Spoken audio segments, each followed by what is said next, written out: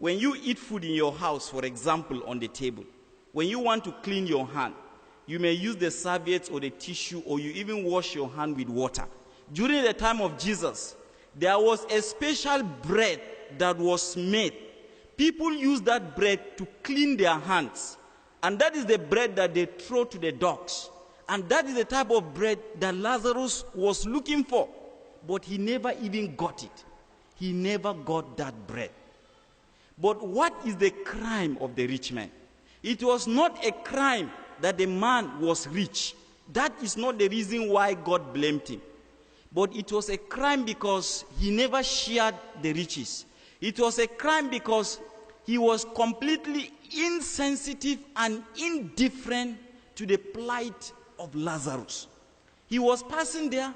He never saw Lazarus. He never even took his time to look around to see if there is a human being there. Lazarus had no identity. Lazarus had no dignity. And my dear friends, if we apply this to our world today, most of us have this attitude of the rich man.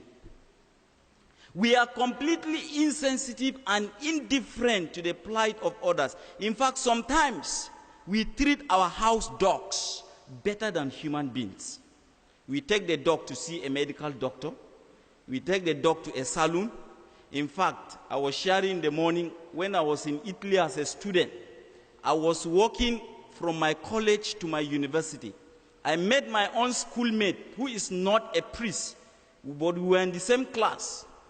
He has a very big Jeep, beautiful car. I asked him, "Are you not coming to school today, Marcus?" He said, "No, my dog is sick. I'm rushing the dog to the hospital." And if you see the dog sat in front of the car with a seat belt, like what the Chinese call a tauke, and here I had no money to even pay for my taxi. I was trekking and walking to school, sweating, and here is a dog seated in this car. I say, "Oh my God, what is the world turning out to be?" And that is how we are. We are completely insensitive. The other day I was traveling. I went to NTU for a presentation. You are Technological University. So I took the MRT. Right inside the MRT, something happened that truly amazed me. I had no seat to sit down myself. So I stood and I was holding my hand. And by the corner, there were young Singaporean Chinese students, very young boys coming from school, chatting away with their mobile phones, iPhone, earphone, nose phone, call them. They have their earrings and they were listening to music. And then the other side, I saw some foreign workers, Indians and Filipinos. They were also seated. Then when the train stopped, the doors swung open.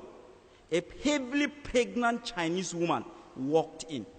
And this woman came and stood near me with her stomach this way. She looked at me, I looked at her. I told her, I also don't have a seat.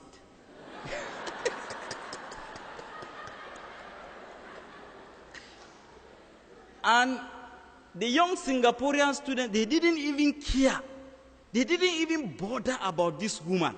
After all, I didn't make her pregnant. It's not my duty to give her a seat. And fortunately, it was the Indian foreign worker who stood up and asked the woman, "Come and have a seat." And the woman sat down. And you may find this funny. I don't find it very funny at all. That is why sometimes when you grow up having everything around you, it blocks your sensitivity to the plight of people. And we may take these things for granted because if we allow our children to grow up in this type of insensitivity, it is a disaster. And that is the attitude of this rich man. God was not condemning him because he was rich, but God was condemning him because he was insensitive to the presence of Lazarus. And that is how we are. Because you may think that Singapore is so, everybody has a condo, you have a car, you have cash, you have credit card, there are no poor people. It's a lie.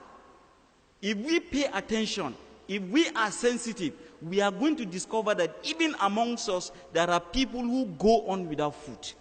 There are people who really have difficulty in their lives. And so the gospel is calling us today and reminding you and me that everything we have, our talents, our material wealth, our gifts, they are all from God. And God is going to judge us on how we share these things while we are here on earth.